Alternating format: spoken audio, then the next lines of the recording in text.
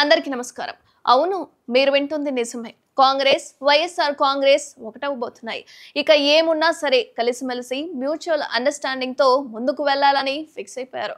ఇందుకు ఆదివారం నాడు జరిగిన అఖిలపక్ష సమావేశమే ప్రత్యక్ష సాక్ష్యం. అయితే ఇదంతా స్వయంగా కాంగ్రెస్ కీలక నేత జయరాం రమేష్ చెప్పిన మాట. దీంతో అసలు ఈ రెండు పార్టీల మధ్య ఏం జరుగుతోంది అంటూ తెలుగు రాష్ట్రాలతో పాటు దేశమంతటా కూడా ఒక చర్చ అయితే నడుస్తుంది.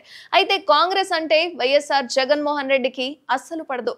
నాడు వైఎస్ఆర్ చనిపోయిన తర్వాత ఓదార్పు యాత్రకు అనుమతి ఇవ్వకపోవడం, పార్టీని ఎదిరించి బయటికి వచ్చి యాత్ర చేసిన అనంతరం యువజన శ్రామిక రైతు కాంగ్రెస్ పార్టీని స్థాపించడం జరిగింది. ఇక్కడే హస్తం పార్టీకి జరగాల్సిన నష్టం అంతా జరిగిపోయింది. నాడు అడ్రస్ లేకుండా పోయిన ఈ పార్టీ వైఎస్ షర్మిల రాష్ట్ర అధ్యక్షురాలు అయినా ఇప్పటికీ 1% కూడా కోలుకోలేకపోయింది. అయితే వైసీపీని మాత్రం 2024 ఎన్నికల్లో చాలా చోట్ల హస్తం ఫ్యాన్ రెక్కలు విరిచేసింది. అయితే రాజకీయాల్లో శాశ్వత మిత్రులు శత్రులు ఉండరు అంటారు కదా, అలాగే ఈ మాటనే కాంగ్రెస్ వైసీపీ పార్టీలు నిజం చేస్తూ ఉన్నట్లుగా స్పష్టంగా తెలుస్తోంది. అయితే ఆదివారం నాడు జరిగిన ఆల్ పార్టీ మీటింగ్ జరిగింది. అయితే ఈ సందర్భంగా వైసీపీ ఎంపీలు ప్రత్యేక హోదా ఇవ్వాల్సిందేనని డిమాండ్ చేయడం జరిగింది. వైసీపీ ఎంపీ విజయసాయిరెడ్డి ఈ హోదా ప్రస్తావన డిమాండ్ చేశారు. మరోవైపు జేడీయూ కూడా బీహార్ రాష్ట్రానికి ప్రత్యేక ప్యాకేజ్ కేటాయించాలని కేంద్రాన్ని ఎప్పటి నుంచో డిమాండ్ చేస్తోంది. సమావేశంలో భాగంగా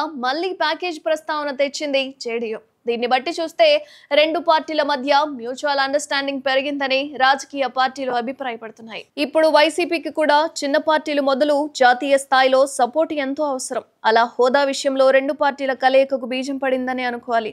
వాస్తవానికి వైసీపీ 2019లో అధికారంలోకి వచ్చినప్పటి నుంచి నిన్న మొన్నటి వరకు బీజేపీ కావాల్సినప్పుడల్లా మద్దతిస్తూ వస్తోంది. ఇప్పుడు కూడా రాజ్యసభలో మద్దతు కావాలంటే ఈ పార్టీకి ప్రత్యేక హోదా ఇవ్వండి అంటూ ప్రధాని మోదీతో వైసీపీ అధ్యక్షుడు జగన్ తేల్చి చెప్పినట్లుగా వార్తలైతే వస్తున్నాయి. అయితే ఇంత జరుగుతున్నా ఆల్ పార్టీ మీటింగ్ లో కానీ మీడియా ముఖంగా కానీ టీడీపీ డిమాండ్ చేయకపోవడం సర్వత్రా విమర్శలు వెల్లువెత్తుతున్నాయి.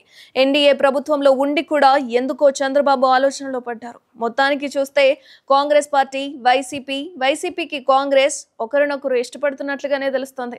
ఇది ఎంతవరకు వెళ్తుందో, అయినా ఎప్పటిదాకో ఎందుకు, రేపొద్దున ఢిల్లీ వేదికగా జగన్ చేస్తున్న ధర్నాతో ఎవరికి ఎవరు అనేది తేలిపోతుంది. ఏం జరుగుతుందో చూడాలి మరి.